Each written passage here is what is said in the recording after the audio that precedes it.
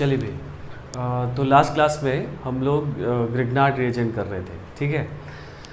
और उसमें हम लोग ग्रिग्नार्ड रिएजेंट के बहुत सारे रिएक्शंस देखे और साथ में लास्ट में हम लोगों ने SNAE मैकेनिज्म देखा था ना, nucleophilic substitution by addition elimination mechanism, ठीक है।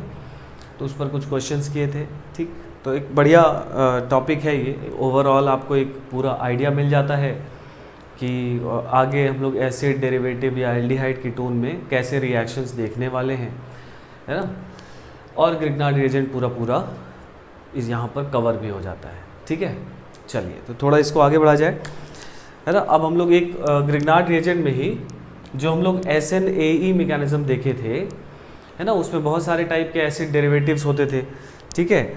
तो हम लोग क्या करने जा रहे हैं अब कि SNAE मैकेनिज्म में अगर ग्रिग्नार्ड रिएजेंट एज न्यूक्लियोफाइल है तो जो ऑर्डर ऑफ रिएक्टिविटी है ना, डिफरेंट मॉलिक्यूल्स की, डिफरेंट एसिड डेरिवेटिव्स की, है ना, वो क्या है towards Grignard reagent by SNAE mechanism. समझे मेरी बात कि जो हम लोग SNAE मैकेनिज्म पढ़े थे उसमें हम लोग, है ना, रिएक्टिविटी देखने जा रहे हैं, रिएक्टिविटी, है ना, ऑफ एसिड डेरिवेटिव्स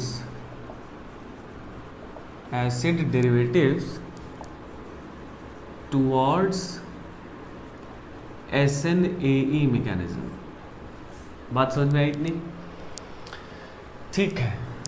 मतलब कौन सा एसिड डेरिवेटिव सबसे ज़्यादा रिएक्टिव होगा, कौन सा एसिड डेरिवेटिव उसके बाद होगा, कौन सा कम रिएक्टिव होगा और क्यों होगा, ठीक।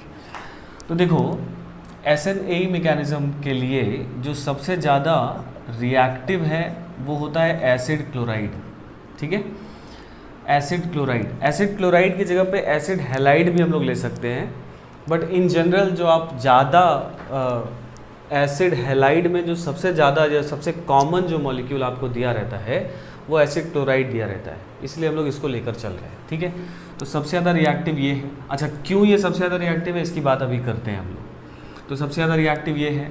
इसके बाद अगर हम लोग बात करें तो एसिड क्लोराइड के बाद फिर होता है एसिड एनहाइड्राइड, एनहाइड्राइड के बाद होता है एस्टर, है ना, और एस्टर के बाद होता है अमाइड, ठीक है। देखो अगर हम लोग बेसिकली बात करें तो अमाइड में ये एसिडिक, मतलब एसिडिक एच ना बोला जाए, एक्टिव एच है ये वाला, ठीक है। तो अगर इन एसिड डेरिवेटिव्स को या इस अमाइड को मान लो अगर आप ग्रिग्नार्ड रिएजेंट से रिएक्ट कराते हो, है ना। देखो एक बात समझा जाए, SNAE मैकेनिज्म जो हम लोग पढ़े हैं, हम लोग पढ़े ग्रिग्नार्ड रिएजेंट के साथ हैं, सारे क्वेश्चंस ग्रिग्नार्ड रिएजेंट के साथ कर रहे हैं, लेकिन ये एक मैकेनिज्म है और ये एसिड डेरिवेटिव किसी भी न्यूक्लियोफाइल के साथ अगर रिएक्ट करेंगे तो इसी मैकेनिज्म से करेंगे, है ना। जो हम लोग ने पहला इक्वेशन लिखा था SNAE में कि एक न्यूक्लियोफाइल अटैक किया और Y माइनस को बाहर करता है। तो अगर कोई एक न्यूक्लियोफाइल है इन जनरल तो ये रिएक्टिविटी ऑर्डर है एसिड डेरिवेटिव का टुवर्ड्स अ न्यूक्लियोफाइल। लेकिन अगर वो न्यूक्लियोफाइल ग्रिग्नार्ड रिएजेंट है तब ये नहीं हो सकता, तब यहाँ H नहीं हो सकता, क्योंकि अगर H होगा तो क्या हो जाएगा, Grignard reagent will always act as base first, तो हमेशा यहाँ से H+ निकाल लेगा। तो इस वजह से यहाँ पे मैं इसको NR2 कर देता हूँ। समझ के बाद, मतलब अमाइड का डेरिवेटिव है लेकिन तब भी ये लास्ट में ही आएगा। क्लियर हुई मेरी बात, मैं क्या कन्वे करने की कोशिश कर रहा हूँ, है ना। ये रिएक्टिविटी ऑर्डर है टुवर्ड्स SNAE मैकेनिज्म। यहाँ अमाइड होता, बट अगर जो न्यूक्लियोफाइल है वो अगर ग्रिग्नार्ड रिएजेंट है तो अमाइड का NH2 नहीं हो सकता, क्योंकि NH2 अगर हो जाएगा तो वो H एसिडिक हो जाएगा, एक्टिव हो जाएगा, और ग्रिग्नार्ड रिएजेंट पहले उसी को निकाल के भाग जाएगा। समझ गए।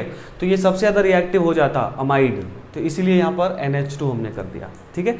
NH2 की जगह पर NR2 कर दिया, तो ये लास्ट में चला गया।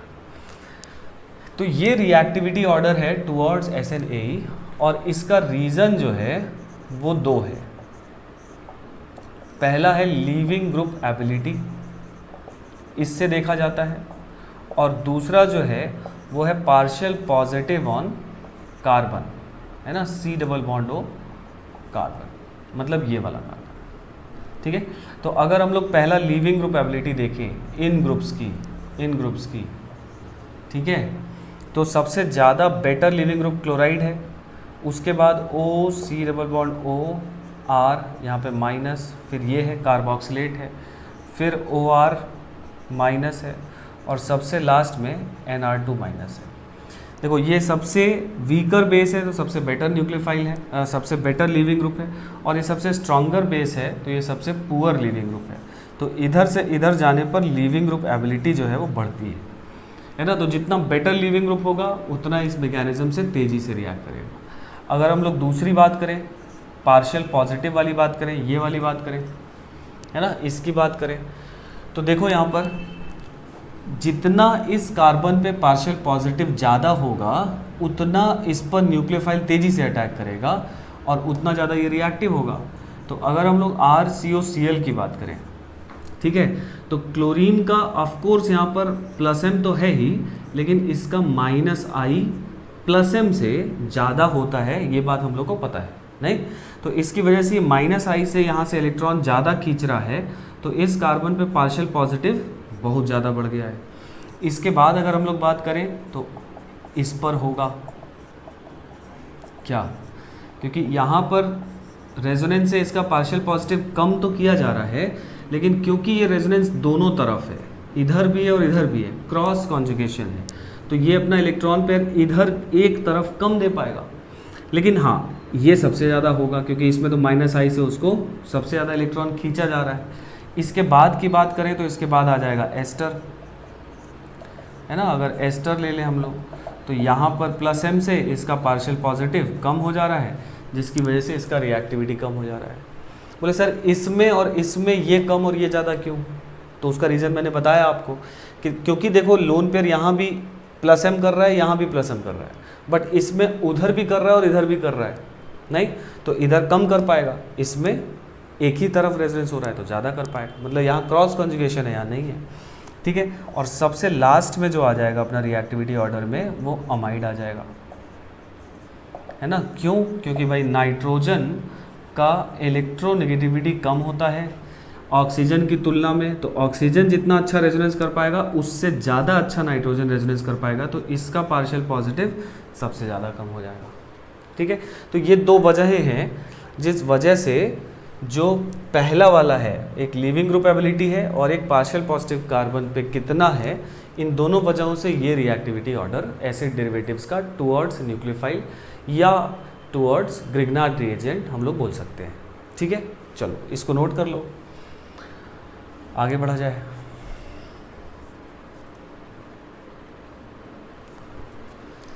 लिख लिया है?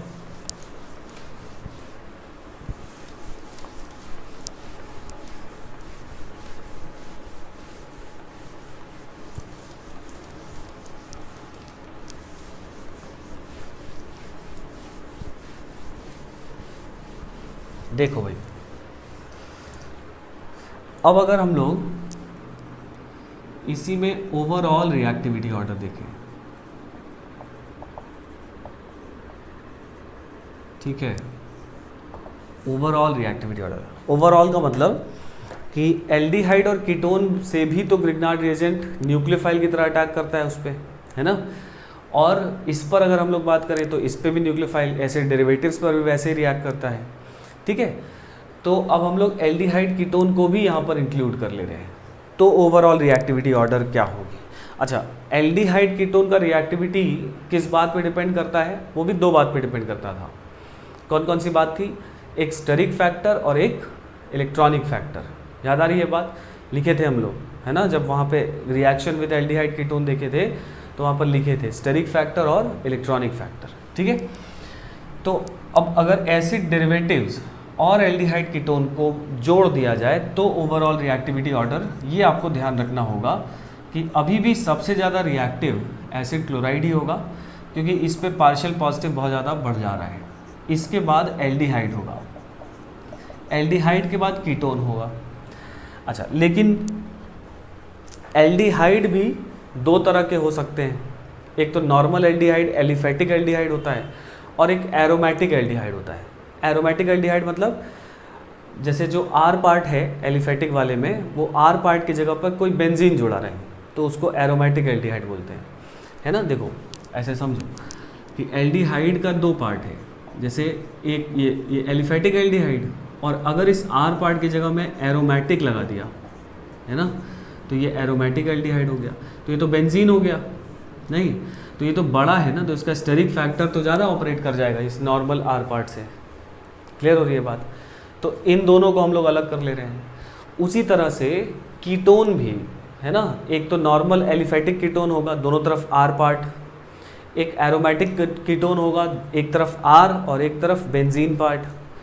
और कीटोन में भी दो तरीका हो सकता है जो हम लोग ने बात किया, कि एक तो आर पार्ट दोनों तरफ हो सकता है ना, वो नॉर्मल एलिफेटिक कीटोन, और दोनों तरफ अगर बेंजीन लग जाए तो वो एरोमेटिक कीटोन, और अगर एक तरफ बेंजीन और एक तरफ आर पार्ट लग जाए तो उसको भी मिक्स्ड कीटोन बोलते हैं। तो हम लोग उन सब को यहाँ पर क्या कर ले रहे हैं, बाइफर्केट करके यहाँ पर ऑर्डर लिख ले रहे हैं। समझ गए बात ना, वंस एंड फॉर ऑल वो आपका हो जाएगा। अच्छा, एक सिंपलेस्ट एल्डिहाइड है फॉर्मल्डिहाइड, तो ये नॉर्मल एल्डिहाइड से भी ज़्यादा रिएक्टिव है। क्यों ज़्यादा रिएक्टिव है? क्योंकि इसमें कोई भी स्टेरिक फैक्टर नहीं है और इलेक्ट्रॉनिक फैक्टर भी नहीं है, क्योंकि H का कोई प्लस आई माइनस आई हम लोग ऐसा सच नहीं लेते हैं। यहाँ पे कम से कम प्लस आई इफेक्ट है। बात समझ में आ रही है। फिर इसके बाद एरोमेटिक एल्डिहाइड आ जाएगा जिसमें हिंड्रेंस ज़्यादा बढ़ जाता है। फिर इसके बाद कीटोन आ जाएगा, दोनों तरफ आर पार्ट। कीटोन के बाद फिर आ जाएगा मिक्स्ड कीटोन। मिक्स्ड कीटोन मतलब एक तरफ आर पार्ट और एक तरफ एरोमेटिक मतलब बेंजीन वाला पार्ट नहीं। फिर आ जाएगा एरोमेटिक कीटोन। एरोमेटिक कीटोन में दोनों तरफ बेंजीन वाले पार्ट आ जाएंगे। और अब इसके बाद आता है अपना एस्टर। ठीक है, मतलब एस्टर का जो रिएक्टिविटी है वो एल्डिहाइड कीटोन से कम होगा। और एस्टर के बाद फिर आता है कौन? अमाइड। बात समझ में आ रही है। और इन सब के बाद आता है नॉर्मल अपना एलिफेटिक एल्काइल हैलाइड। समझ गए? तो ये रिएक्टिविटी ऑर्डर है ओवरऑल। सबसे ज़्यादा रिएक्टिव अभी भी एसिड क्लोराइड है, फिर सारे एल्डिहाइड कीटोन है जो ऑर्डर आपको समझाया। फॉर्मल्डिहाइड सबसे छोटा है, इसमें स्टेरिक फैक्टर 0 है, इलेक्ट्रॉनिक फैक्टर 0 है, तो ये सबसे ज़्यादा होगा। फिर नॉर्मल एलिफेटिक होगा, फिर एरोमेटिक होगा, हिंड्रेंस बढ़ गया। फिर इसमें और ज़्यादा दोनों तरफ से हिंड्रेंस हो गया, इसमें एक तरफ से ज़्यादा हिंड्रेंस बढ़ गया कीटोन के मुताबिक, इसमें दोनों तरफ से हिंड्रेंस बढ़ गया, है ना। फिर इसके बाद आता है कौन? एस्टर, क्योंकि इस पे इस रेजोनेंस की वजह से इसका पार्शियल पॉजिटिव काफ़ी कम हो जाता है और इसका पार्शियल पॉजिटिव सबसे कम हो जा रहा है। और इनके भी बाद आता है कौन? फिर आता है अपना नॉर्मल एल्काइल हैलाइड। समझ के बाद इसमें अगर आप वो ढूंढे कि सर एनहाइड्राइड नहीं दिखाई दे रहा है, एसिड एनहाइड्राइड, है ना।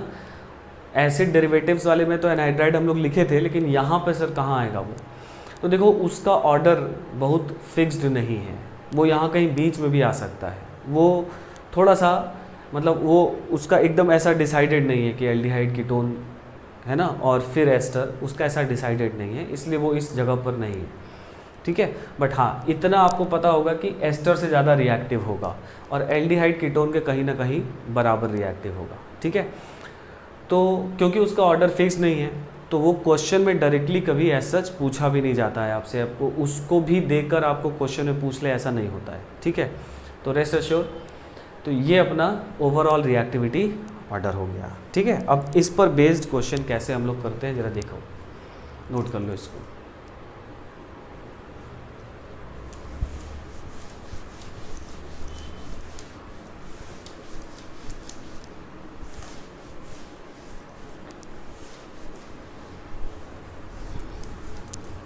जैसे मान लो ऐसा है,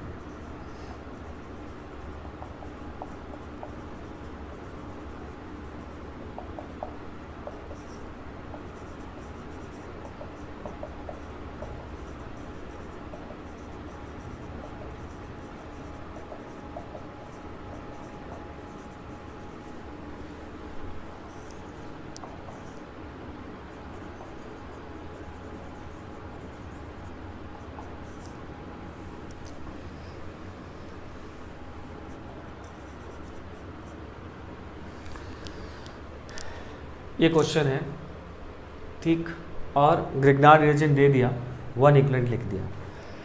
तो अब यहाँ इस तरह के क्वेश्चन में आपको ये रिएक्टिविटी ऑर्डर का कॉन्सेप्ट आ ही जाता है ना, क्योंकि देखो एक तरफ एस्टर है, ये इस पर भी अटैक कर सकता है, एक तरफ कीटोन है, ये इस पर भी अटैक कर सकता है।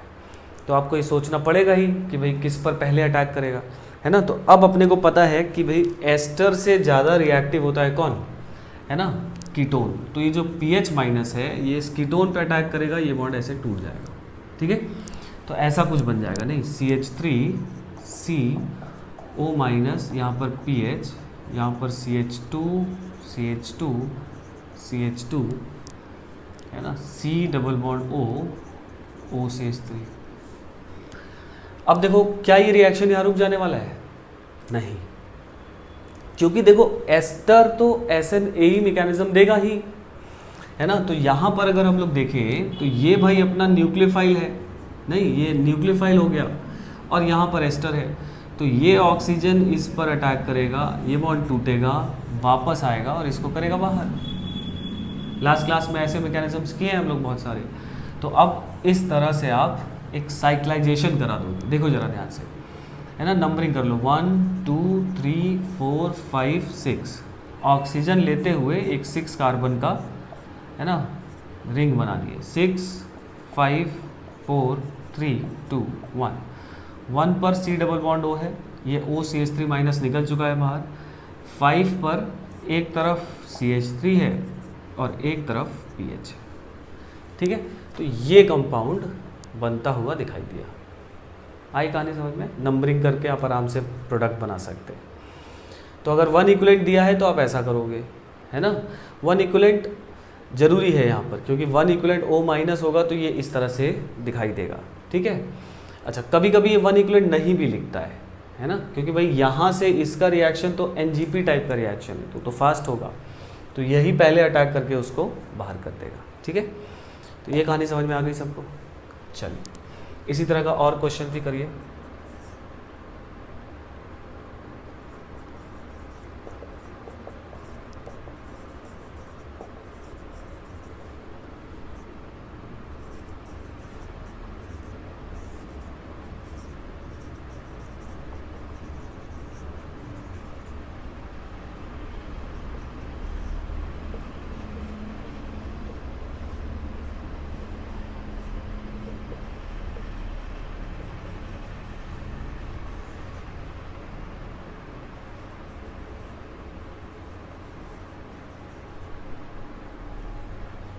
ये मैं क्लियर कर रहा हूँ, है ना, इसका सॉल्यूशन लिख लो आप।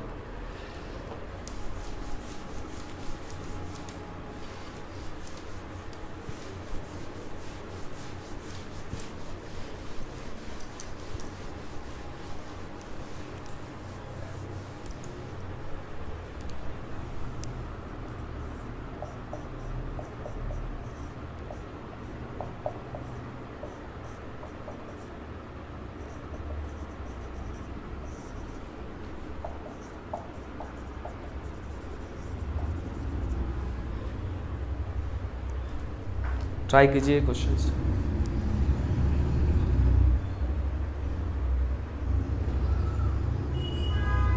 पॉज करके हो गया होगा।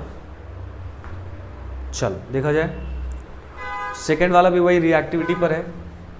तो ये अपना न्यूक्लियोफाइल है, इसका इस पर अटैक करा है, ketone is more reactive then alkyl halide, यहाँ पे नेगेटिव आ जाएगा, फिर ये बॉन्ड बनाते हुए इसको बाहर कर देगा। अब ये न्यूक्लियोफिलिक सब्स्टिट्यूशन NGP हो गया, है ना। कितना मेंबर रिंग बन रहा है देखो, 1 2 3 4 5। तो यहाँ पर इस तरह से 5 मेंबर रिंग बना देंगे और यहाँ पर CH3 CH3 इस तरह से चल रहा है, साइक्लिक ईथर बन गया 5 मेंबर रिंग। अच्छा, आपको अगर एक बार में ये ना बन पाए तो जैसा मैंने पहला क्वेश्चन किया था, एक एक स्टेप करके आप बनाइए, नंबरिंग करिए, आराम से बना सकते हैं, ठीक है। आपको कुछ लोगों को हो सकता है भी सीखना हो कि कैसे रिंग बनता है, क्योंकि देखो यहाँ फंसते हैं बच्चे, है ना, वो इसमें कोई नई बात नहीं है, मैंने एक स्टेप में लिख दिया है, ठीक है, मेरा रोज़ का काम है, लेकिन आप इसमें फंसते हो तो कोई बात नहीं, ऐसा नहीं है कि आपको नहीं आ रहा है या हमसे जल्दी से नहीं हो पाता, नहीं, इसको प्रैक्टिस करना पड़ता है ना। तो आप इसको टाइम लगाइए, कोई दिक्कत नहीं है, आराम से करिए। इसमें भी देखो इसमें ये CHO है, ये ज़्यादा रिएक्टिव हो जाएगा एल्काइल हाइड्राइड से, ये इस पे अटैक किया, ये बॉन्ड टूटा, माइनस चार्ज इस पे आएगा, ये इस पे से अटैक करके बाहर कर देगा। देखो 1 2 3 4 5 आप नंबरिंग करके करेंगे आराम से।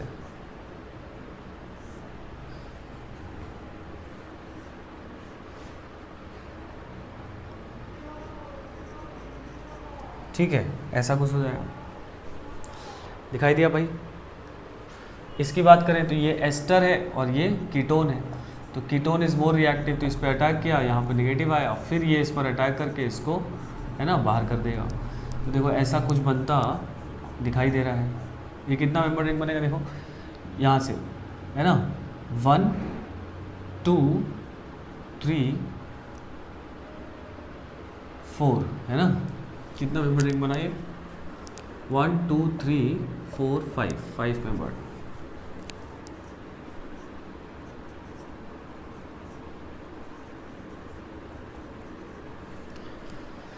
बोलिए आई बात समझ में ना? तो इस तरह से आसानी से इसको बनाया जा सकता है। तो ये क्वेश्चन जो है वो रिएक्टिविटी ऑर्डर पर बेस्ड है ना, तो उसके हिसाब से ही आप इसको कर पाओगे कि विच इज़ मोर रिएक्टिव, तो पहला अटैक उस पर और उसके बाद फिर NGP टाइप का रिएक्शन ऑलमोस्ट सब में होता है। तो ये ट्रेंड ऑफ क्वेश्चन है ना, इस तरह के क्वेश्चन आपको बहुत सारे देखने को मिलेंगे, तो उसको कर लीजिएगा। ठीक है भाई, इतना हो गया, इसको नोट कर लीजिए सारे आंसर्स, फिर आगे बढ़ा जाए, एक और क्वेश्चन थोड़ा किया जाए।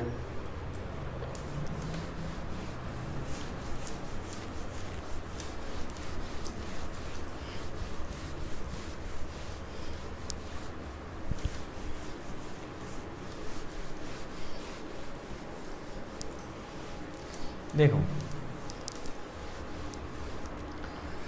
अब एक ऑर्डर पे सीधा क्वेश्चन है ना, लिखो अरेंज इन ऑर्डर ऑफ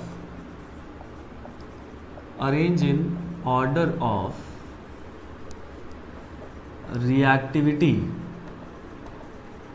या रेट भी लिखा रह सकता है, दोनों एक बात है, पता है अपने को ना, टुवर्ड्स ग्रिग्नार्ड्स रिएजेंट है ना। जैसे मान लीजिए ऐसा क्वेश्चन है, CH3 C double bond O है ना, यहाँ पर CH3 ये A हो गया, फिर है CH3 C double bond O यहाँ NO2 है, ये B हो गया, CH3 C double bond O यहाँ OH है, ये C हो गया, और फिर एक और CH3 C double bond O Cl हो गया, दिस इज D।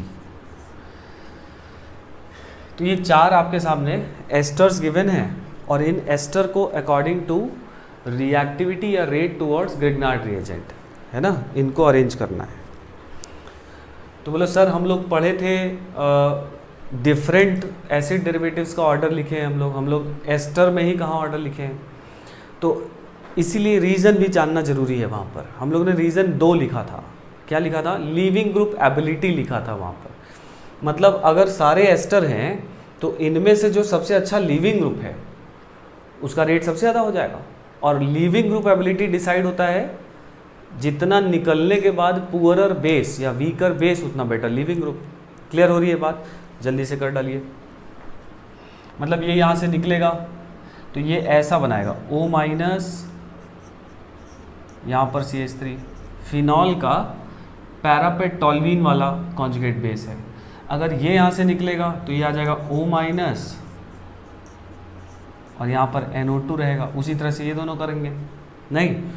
तो अगर हम लोग बात करें, अब आपको पता करना होगा कि ये बेटर लिविंग ग्रुप है कि ये बेटर लिविंग ग्रुप है, तो भाई आपको देखना होगा कि अगर मैं यहाँ पर H जोड़ देता तो कौन ज़्यादा एसिडिक है, ये ज़्यादा एसिडिक है या ज़्यादा, जो ज़्यादा एसिडिक होगा उसका कॉन्जुगेट बेस उतना वीकर होगा, तो ये ज़्यादा एसिडिक है क्योंकि इसका नेगेटिव चार्ज जो है जब H+ निकलेगा, ये नेगेटिव चार्ज जो आएगा वो NO2 तक डिलोकलाइज हो रहा है।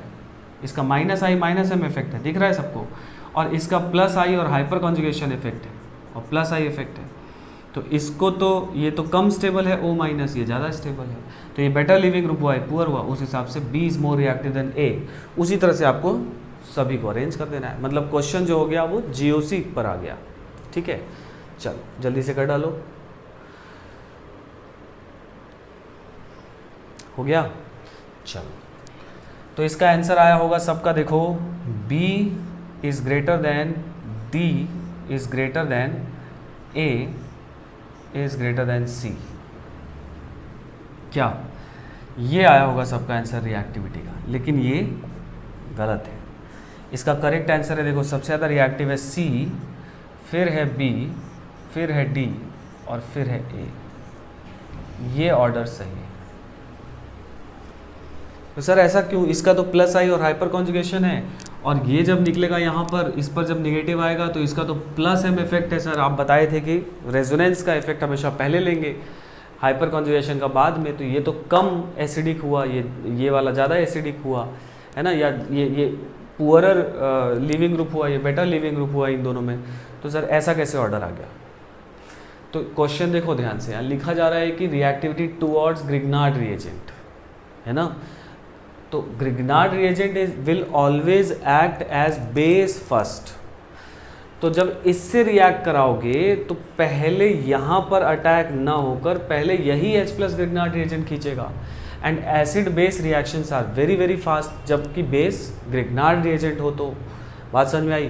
तो यहाँ पर एसिड बेस रिएक्शन हो जाएगी, ये काफ़ी एसिडिक है ग्रिग्नार्ड रिएजेंट के, अगर बेस के कंपैरिजन की बात करें तो ये काफ़ी एसिडिक है, बहुत तेज़ी से एसिड बेस रिएक्शन हो जाएगा। तो सबसे ज़्यादा तेज़ी से ग्रिग्नार्ड रिएजेंट से यही रिएक्ट करेगा। हाँ, SN-AE मैकेनिज्म से नहीं करेगा, एसिड बेस रिएक्शन होगा। लेकिन अपने को पूछ तो रेट ही रहा है ना, अपने को ये कहाँ बोल रहा है किस रिएक्शन से। ठीक है, तो ये सोचना होगा यार, बढ़िया सवाल है, यहाँ फंस जाते हैं हम लोग, तो ये आंसर सही होगा। ठीक है, नोट कर लीजिए। एक और क्वेश्चन इसमें करिए।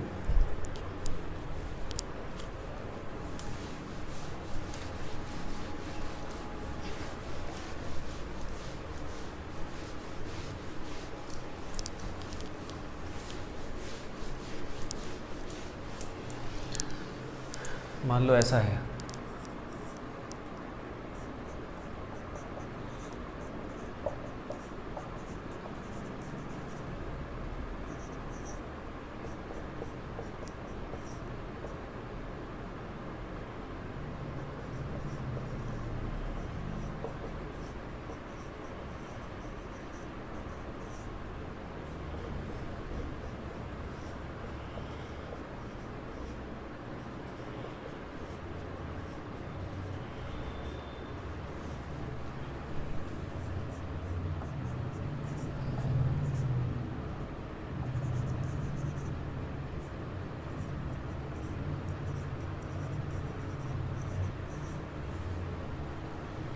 हाँ भाई, इसमें अब ये भी एस्टर है, लेकिन इसमें इस तरफ चेंज किया है, इस तरफ सब सेम है। तो अब आपको क्या देखना है? इस पर पार्शियल पॉजिटिव चार्ज देखना है। मतलब ये जो लगा हुआ जो ग्रुप है, अगर ये इलेक्ट्रॉन खींच रहा है तो यहाँ पे पार्शियल पॉजिटिव बढ़ेगा, अदरवाइज अगर इलेक्ट्रॉन दे रहा है तो पार्शियल पॉजिटिव घटेगा, उस हिसाब से रेट हो जाएगा। जल्दी से करो, वीडियो पॉज कर लीजिए।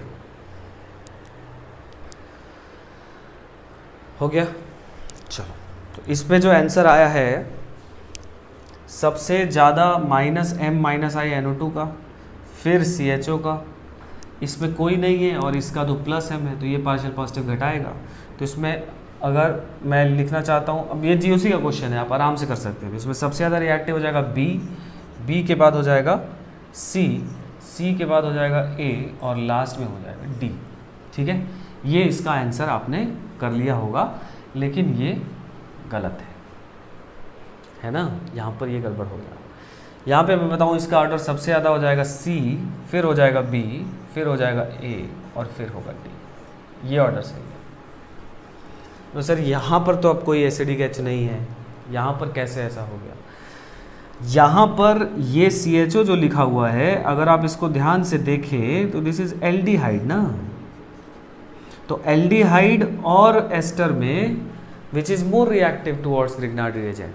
ऑफ कोर्स एल्डिहाइड, हम लोग ने ऑर्डर लिखा है, तो क्योंकि एल्डिहाइड इससे ज़्यादा रिएक्टिव, तो इन सब से ज़्यादा, मतलब एस्टर क्लास से ही ज़्यादा रिएक्टिव है एल्डिहाइड, नहीं?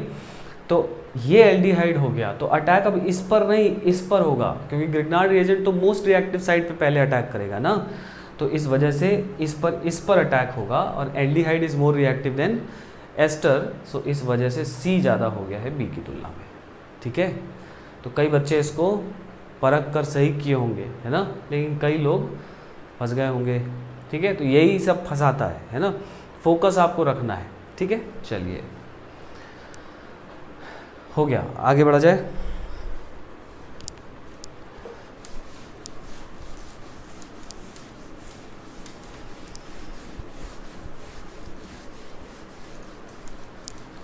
अब ग्रिग्नार्ड रिएजेंट में एक चीज और रह गई है, नाइट्राइल्स के साथ रिएक्शन, है ना? तो इसमें पहले एक चीज हम लोग समझ लिया जाए। जैसे देखो, अगर कोई नाइट्राइल आपको दिया हुआ है और इसका हाइड्रोलिसिस लिखा हुआ है एसिडिक या बेसिक मीडियम में, लेट अस से H3O+, ठीक है?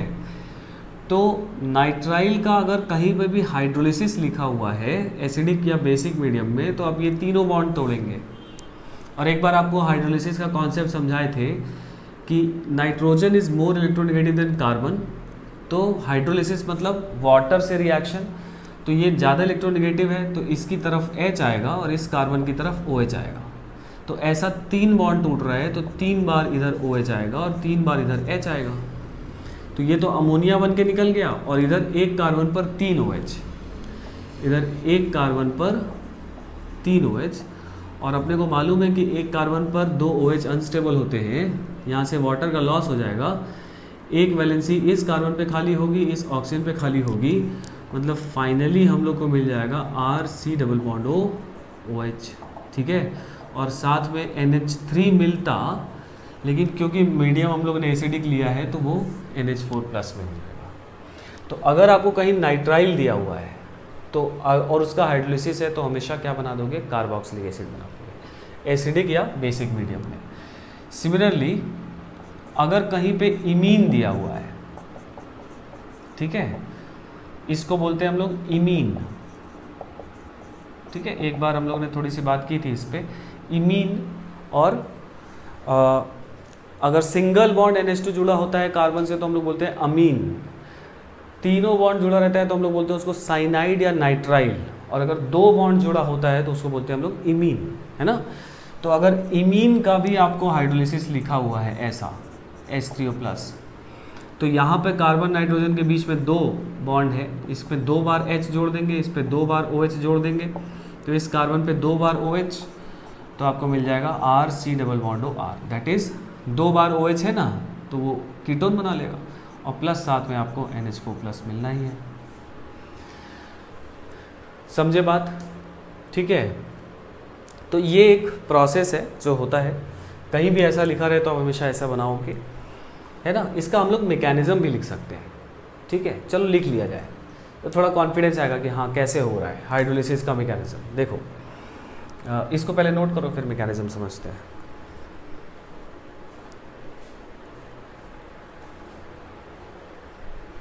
लिख लिया?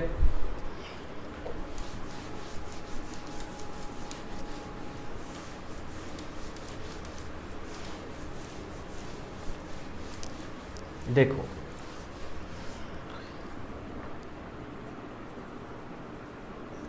जैसे देखो नाइट्राइल का हम लोग करा रहे हैं, मीडियम कैसा है भाई? एसिडिक है, तो H+ इस लोन पेयर पे पहले करेगा अटैक, RC++NH+। ये कार्बन पहले से इलेक्ट्रोफिलिक था क्योंकि ये अपने से ज़्यादा इलेक्ट्रोनेगेटिव से पाई बॉन्ड के थ्रू जुड़ा था, और ऐसा कोई भी स्पीशीज़ जिसमें एक एटम अपने से ज़्यादा इलेक्ट्रोनेगेटिव एटम से पाई बॉन्ड के थ्रू जुड़ा रहता है तो वो इलेक्ट्रोफिलिक होता है। तो ये इलेक्ट्रोफिलिक पहले भी था और अब और ज़्यादा हो गया क्योंकि नाइट्रोजन पर आ गया कैसा चार्ज? प्लस चार्ज, जिसकी वजह से नाइट्रोजन का जो इलेक्ट्रोनेगेटिविटी है वो और ज़्यादा बढ़ गया है, और अब वाटर का अटैक होगा इस पे और ये बॉन्ड इस पर शिफ्ट होगा, ठीक है? तो बन जाएगा आर सी, यहाँ OH डबल बॉन्ड NH, है ना, इमीन जैसा कुछ कुछ बन गया है, ठीक है। अच्छा, फिर से अगर देखा जाए तो यहाँ पे कार्बन नाइट्रोजन डबल बॉन्ड है, यहाँ OH है, यहाँ पे ये टॉटोमराइज कर सकता है क्या, है ना, यहाँ से S गया, ये बॉन्ड इधर, ये बॉन्ड इधर, H जाके से, तो ये टॉटोमराइज करके ऐसा बन जाएगा, अमाइड बन जाएगा। फिर मीडियम कैसा है भाई, एसिडिक है, तो फिर H प्लस इस पर अटैक कर गया, बन गया R C double bond O, है ना, NH3 प्लस। अब इस कार्बन पे पार्शियल पॉजिटिव है, NH3 का स्ट्रॉन्ग माइनस आई इफेक्ट है, वेरी स्ट्रॉन्ग, मतलब NH3 प्लस का माइनस आई इफेक्ट NO2 से भी ज़्यादा होता है, ये अपने को पता है। इंडक्टिव इफेक्ट के ऑर्डर में हम लोगों ने NF3 प्लस, फिर NR3 प्लस, फिर NH3 प्लस लिखा था, याद आ रही है बात आपको। तो क्योंकि ये इसका माइनस आई बहुत ज़्यादा है, इस पर पॉजिटिव चार्ज है, और इसके माइनस आई की वजह से इस पर पार्शियल पॉजिटिव बहुत ज़्यादा बढ़ जाएगा, तो दो पॉजिटिव एकदम आसपास बगल बगल में है क्या, जिसकी वजह से ये बॉन्ड हो जाएगा बहुत वीक, और ये मॉलिक्यूल भी हो जाएगा बहुत अनस्टेबल, क्योंकि दोनों पॉजिटिव, ये भी पार्शियल पॉजिटिव बहुत बढ़ जाएगा, इस पर पॉजिटिव चार्ज ऑलरेडी बढ़ा हुआ है, तो दो पॉजिटिव एकदम अगल बगल में, तो ये बॉन्ड टूटना चाहेगा, निकलना चाहेगा यहाँ से, और उसका इस बात का फ़ायदा उठाएगा वाटर इस पार्शियल पॉजिटिव पे करेगा अटैक, ये बॉन्ड टूटेगा, वापस आएगा, इसको कर देगा बाहर। ये मत सोचना सर ये वाटर इस पर पॉजिटिव पे क्यों नहीं कर रहा है अटैक, क्योंकि नाइट्रोजन 4 ही बॉन्ड बना सकता है, देखो 5वां नहीं बना सकता, तो इस वजह से उस पर मत करा देना, ठीक है, इस पर ही होगा अटैक, ये बॉन्ड टूटेगा, वापस आएगा, इसको करेगा बाहर, तो यहाँ पे बन जाएगा RC डबल बॉन्ड O, एक स्टेप के बाद OH क्या, और प्लस यहाँ पर NH3 बन के ये बाहर निकलेगा, और क्योंकि मीडियम एसिडिक है तो हम लोग सीधा NH4 प्लस ऐसा लिख देंगे। तो न सिर्फ नाइट्राइल, अगर अमाइड भी दे दे और आपको एरो पर हाइड्रोलिसिस लिख दे, है ना, हाइड्रोलिसिस लिख दे, तो अमाइड से भी आप एसिड बना देंगे। समझ में आई बात इतनी, ठीक है। पढ़ेंगे ये सब आगे हम लोग, एसिड डेरिवेटिव्स में और भी पढ़ेंगे, फिलहाल उसके प्रोसेस में आया है इसलिए ध्यान रखिए, अच्छी बात है, ठीक है। उसी तरह से अब आप इमीन का मैकेनिज्म आप खुद से लिख सकते हैं, ठीक है। तो इमीन का मैकेनिज्म हम नहीं लिख रहे हैं, हाँ रिजल्ट अपने को पता है कि कीटोन बन जाएगा, है ना, बाकी आप इमीन का एक बार घर पे ट्राई करिएगा, है ना, कोई दिक्कत हो तो बताइएगा, बना लोगे अब। चलो, तो ये बात समझ में आ गई सबको, है ना। तो नाइट्राइल के हाइड्रोलिसिस इस तरह से होता है, क्लियर करें।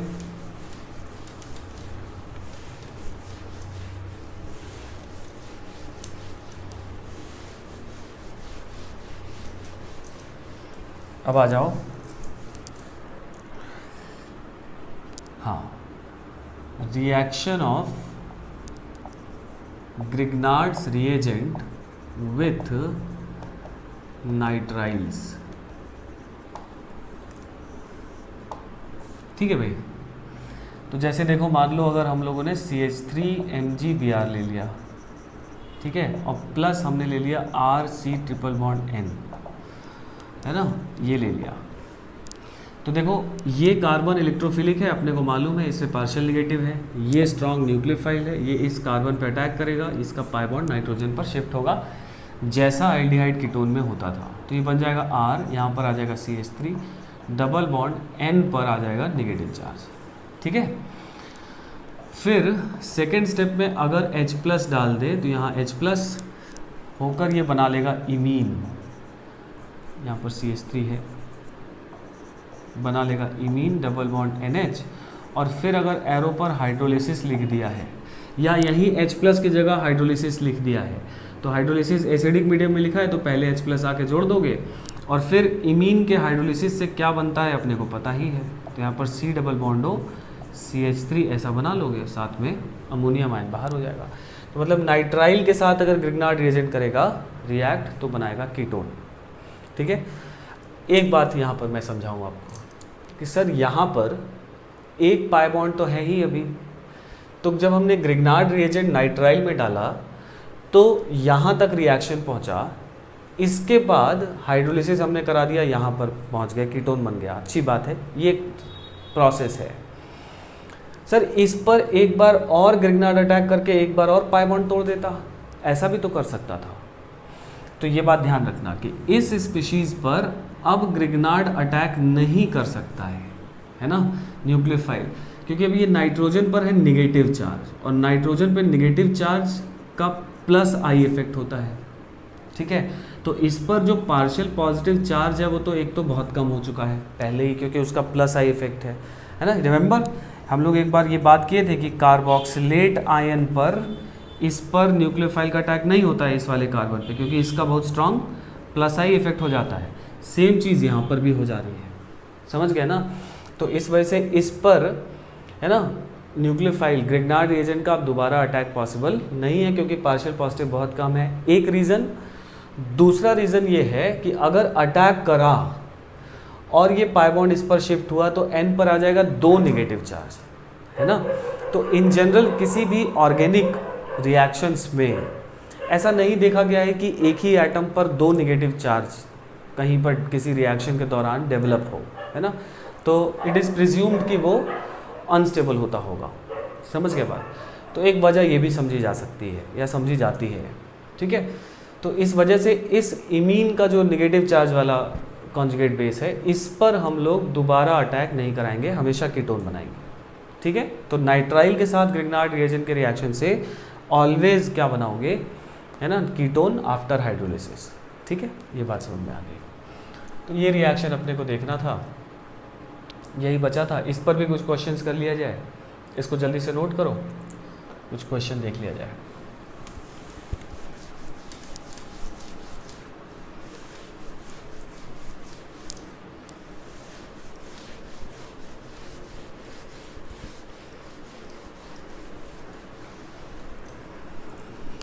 हाँ भाई,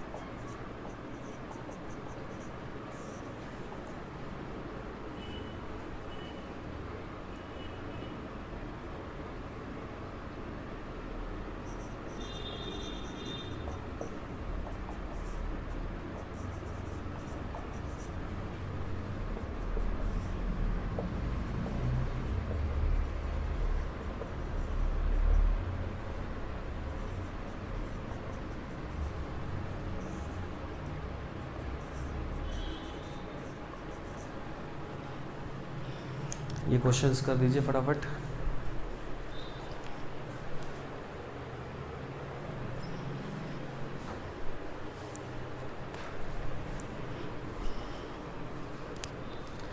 ठीक है भाई, चलो। तो पहला हो गया होगा pH माइनस, इस पे करेगा अटैक, ये बॉन्ड टूटेगा, फिर हाइड्रोलिसिस कर देंगे तो बन जाएगा pH C double bond O CH3, ठीक है, ये बन गया। हाँ, इस पे देखो, इसमें CH3 माइनस, इस पे करेगा अटैक, ये बॉन्ड टूटेगा, वापस आएगा, इसको करेगा बाहर। मतलब यहाँ पर SNAE मैकेनिज्म फिजिबल होता दिखाई दे रहा है, क्योंकि अगर एक पर अटैक किया तो दूसरा तो एक लिविंग ग्रुप है ही। साइनाइड आयन जो है ना, वो HCN का कॉन्जुगेट बेस है, और HCN का pK होता है करीब करीब 10 के आसपास। क्या, तो साइनाइड आयन तो एक ठीक ठाक लिविंग ग्रुप की कैटेगरी में आया ना, तो इस वजह से यहाँ से ये बाहर निकल जाएगा, है ना। तो एक बार रिएक्शन होने के बाद CH3CN बन गया और प्लस बन गया साइनाइड आयन, ये खुद बेचारा एक न्यूक्लियोफाइल हो गया अब, है ना। अब क्योंकि ये एक्सेस में दिया हुआ है तो CH3 माइनस फिर इस पर भी अटैक करके ये बॉन्ड तोड़ देगा, है ना। तो इस पे अब आफ्टर हाइड्रोलिसिस, मतलब सेकेंड स्टेप में हाइड्रोलिसिस कर रहे हो, तो आफ्टर हाइड्रोलिसिस फाइनली आपको मिलेगा क्या, CH3 C double bond CH3, ketone मिल जाएगा। वैसे ही रिएक्शन जैसा ये करा है, ठीक है। साइनाइड आयन पर अब रिएक्शन नहीं होगा, है ना, क्योंकि साइनाइड आयन पे अगर आप अब रिएक्शन कराएंगे, है ना, क्योंकि साइनाइड आयन पे अब नेगेटिव चार्ज आ गया है कार्बन पर, ठीक है, तो वो खुद एक न्यूक्लियोफाइल हो गया है। और फिर जब H3+ डाल दिए हो तो यहाँ पर H+ एक्सेप्ट होकर ये HCN बना दिया है, ठीक है, तो वो HCN बनकर सिस्टम से पड़ा हुआ है सिस्टम में, ठीक है। इसकी बात करें तो यहाँ पर देखो, यहाँ पर लेटर से इसका एक इक्विवेलेंट ले लेते हैं ना, तो एक इक्विवेलेंट लोगे तो ये बॉन्ड इस पर अटैक करेगा, ये बॉन्ड टूटेगा, वापस आएगा, क्लोराइड को करेगा बाहर, क्योंकि ये एक अच्छा लीविंग ग्रुप है। मैकेनिज्म यहाँ भी SNAE होगा, है ना, और ये बन जाएगा क्या, CH3C ट्रिपल बॉन्ड N। आया समझ में बात? अगर एक इक्विवेलेंट है तो ऐसा, और एक्सेस में दे देगा तो फिर से इस पर एक बार और अटैक करा के फिर से यही वाला कीटोन बनता हुआ दिखाई देगा। ठीक है, तो ये अपना ग्रिग्नार्ड रिएजेंट का लगभग सारा रिएक्शन था। ठीक है, चलिए, तो ये चैप्टर जो है वो यहाँ पर ख़त्म होता है। एल्काइल हैलाइड, एराइल हैलाइड, और एक एक्स्ट्रा टॉपिक हम लोग ग्रिग्नार्ड रिएजेंट यहाँ पर देख लिए। ठीक है, अच्छा, एक रिएक्शन और है, हेलोफॉर्म रिएक्शन। ठीक है, ऑल्दो हेलोफॉर्म रिएक्शन हम लोग को यहाँ पे नहीं पढ़ना, हम लोग एल्डिहाइड कीटोन में पढ़ते हैं, है ना, मतलब उसके रिएक्शन में है, और हम लोग को यहाँ NCERT से हेलोफॉर्म पढ़ना है। आपको जो मैंने बोला था नोट्स बनाने को कि NCERT से नोट्स बनाइए, तो अब उसमें हेलोफॉर्म आपको मिला होगा, पाए होंगे, है ना। तो ज़रा हम लोग हेलोफॉर्म रिएक्शन पढ़ लेते हैं। ठीक है, कुछ कुछ बातें उस पर हम लोग यहाँ पे करके तब अगले चैप्टर में पढ़ते हैं, क्योंकि जितना ज़्यादा चीज़ें हम लोग जानते चलेंगे उतना आगे बातें समझने में और आसान होगी। ठीक है, तो इसको जल्दी से नोट कर लीजिए और फिर हेडिंग करिए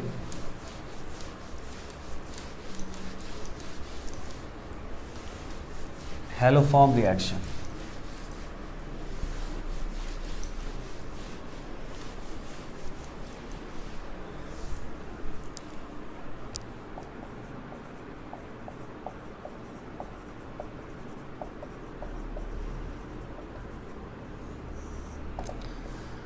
ठीक है, देखो, हेलोफॉर्म रिएक्शन एक बहुत फेमस रिएक्शन है।